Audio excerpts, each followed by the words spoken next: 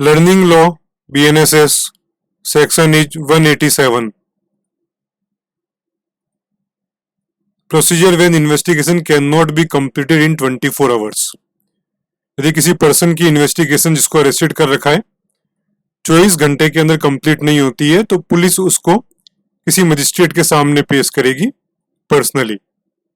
यदि उसको बेल नहीं दी जा सकती है तो वो मजिस्ट्रेट उस आदमी का डिटेंशन मैक्सिमम 15 दिन तक के लिए बढ़ा सकता है.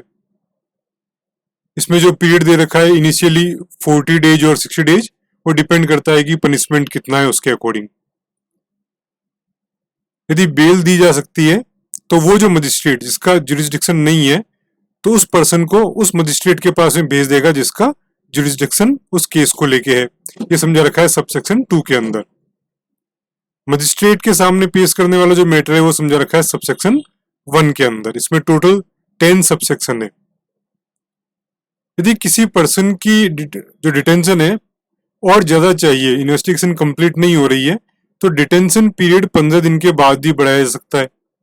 लेकिन जो मैक्सिमम पीरियड है वो 90 डेज हो सकता है यदि ऑफेंस 10 ईयर्स से ज्यादा की पनिशमेंट वाला हो, 10 ईयर्स या उससे ज्यादा की पनिशमेंट वाला हो, और बाकी सब ऑफेंस के लिए टोटल डिटेंशन पीरियड 60 डेज से ज्यादा नहीं हो सकता. ये समझा रखा है सबसेक्शन 3 के अंदर.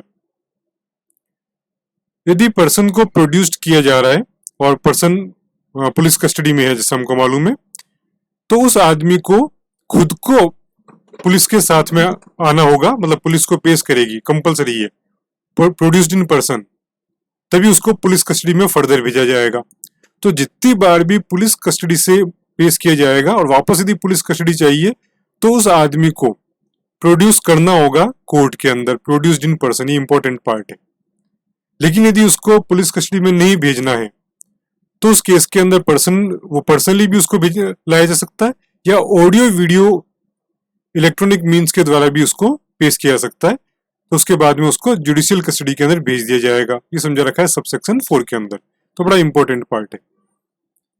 तो यदि कोई पर्सन खुद लाया गया है, पुलिस उसको लेके आई है कोर्ट के अंदर, तो उसका जो प्रोडक्शन है वो प्रूव होगा उसके सिग्नेचर से कि वो खुद उसको वहां पे लाया गया था. और यदि ऑडियो वीडियो से पेश किया गया है तो मजिस्ट्रेट उसको सर्टिफाई करेगा. ये सब समझा रखा है सबसेक्शन 4 के अंदर. सबसेक्शन 5 में ये बता रखा है कि सेकंड क्लास मजिस्ट्रेट के पास में पुलिस कस्टडी की कोई भी पावर नहीं है. यदि हाईकोर्ट नहीं देता है किसी तरह की पावर, उसके पास में पुलिस कस्टडी में भेजने की कोई पावर नहीं है. ये समझा रखा है सबसेक्शन 5 के अंदर. यदि कोई वुमेन है 18 साल से कम की है तो उसको रिमांड होम या सोशल रिकॉग्नाइज्ड इंस्टीट्यूशन के अंदर भेजा जाएगा, है ना. ये सब पहले समझा रखा है एक्सप्लेनेशन के अंदर. यदि सपोज करो जुडिशियल मजिस्ट्रेट नहीं है तो उस केस में एग्जीक्यूटिव मजिस्ट्रेट के पास भी ये पावर है कि वो डिटेंशन पीरियड 7 दिन तक के लिए कर सकता है ना. पुलिस कस्टडी के अंदर डिटेंशन पीरियड 7 दिन तक के लिए कर सकता है. ये समझा रखा है सबसेक्शन 6 में. और उसके बाद में उस आदमी को जिसको अरेस्ट किया है और साथ में डॉक्यूमेंट जो पुलिस ने दिए थे वो सब जुडिशियल मजिस्ट्रेट को भेजने होंगे क्योंकि उन्हीं के पास पावर है.